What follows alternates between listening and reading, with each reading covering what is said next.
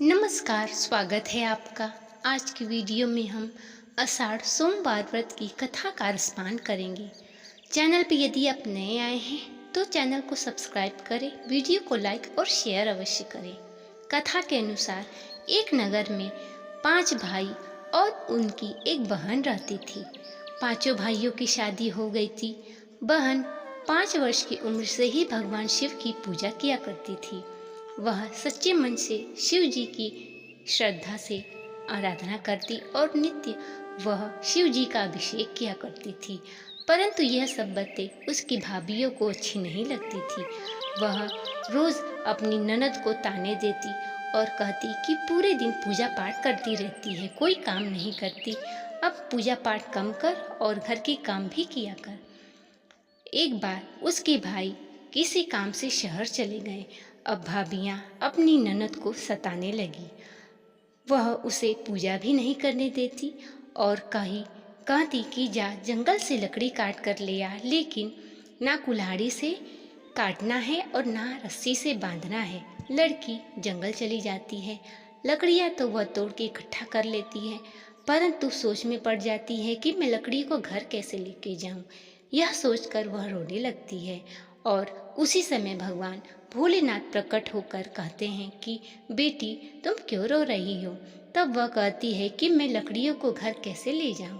तब वह कहते हैं कि बेटी रो मत, मेरे नाग इन लकड़ियों को तुम्हारे घर तक पहुंचा देगा। वह नागदेव से कहते हैं कि तुम अदृश्य होकर इन लकड़ियों को बांध के घर पहुंचा दो। नागदेव लकड़ियां घर पहुंचाकर विलुप्त हो जाते हैं। भाभियाँ आश्चर्य में पड़ जाती हैं और पूछती हैं कि तुमने इतनी सारी लकड़ियाँ कैसे ले आई। तो वह कहती हैं कि मैं अपने आप ले आई। अगले दिन उसे धान कूटने के लिए भेज देती हैं और कहती हैं कि ना ओखल से कूटना है और ना किसी अन्य चीज़ से, तुम्हें यह धान अपने हाथ से ही साफ करना है। तब वह धान लेकर रोने लगती है। उसी समय फिर भगवान भोलेनाथ प्रकट हो जाते हैं और कहते हैं कि बेटी क्यों रो रही हो। वह कहती है कि मुझे धान कूटना है, परंतु न ओखल है न अन्य कोई चीज़, मैं कैसे धान कूटूं। भगवान भोलेनाथ चिड़ियों को बुलाते हैं और देखने मात्र में चिड़ियों सारा धान चुन देती है और उनमें से एक चिड़िया एक दाना चुरा कर चली जाती है।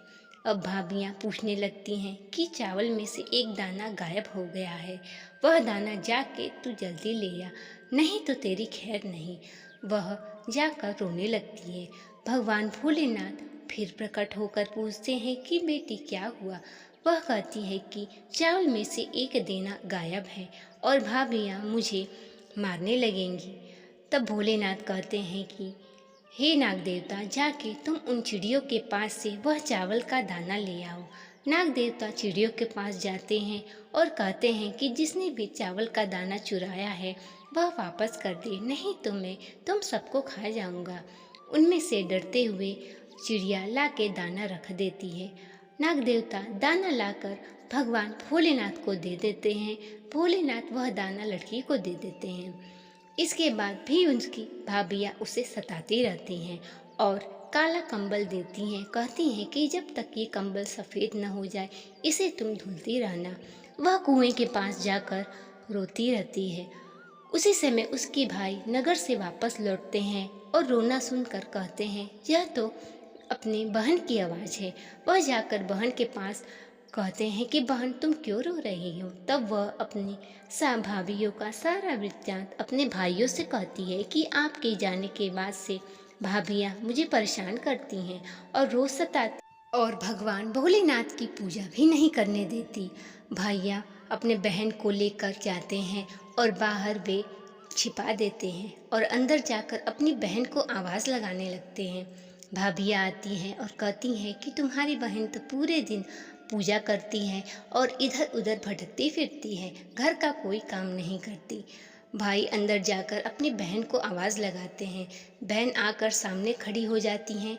भाभियाँ शर्मिंदा हो जाती हैं। भाई धमकी देते हैं कि अब तुम लोग मेरे घर से निकल जाओ, परंतु भाभियाँ अपनी ननद के पैर में गिर के माफ़ी मांगने लगती हैं। ननद कहती हैं कि मुझसे माफ़ी मत मांगो, माफ़ी भोलेनाथ से मांगो, जिन्होंने तुम्हें ने मुझे पूजा करने नहीं दी। इस प्रकार वह भोलेनाथ से माफ़ी मांगते हैं और खुशी खुशी नित्य नेम से वे सब पूजा करने लगते हैं और उसके घर धन धान्य से भर जाता है। हे भोलेनाथ, जैसे उस लड़की की मनोकामना पूर्ण की, वैसे सबकी मनोकामना पूर्ण करना। जो यह कथा सुने और श्रवण करे, उसकी हर मनोकामना पूर्ण करना। ये था आज का वीडियो। वीडियो को शेयर अवश्य करें। मिलते हैं अगले वीडियो में अगली कथा के साथ। कमेंट बॉक्स में हर हर महादेव अवश्य लिखें। तब तक के लिए नमस्कार।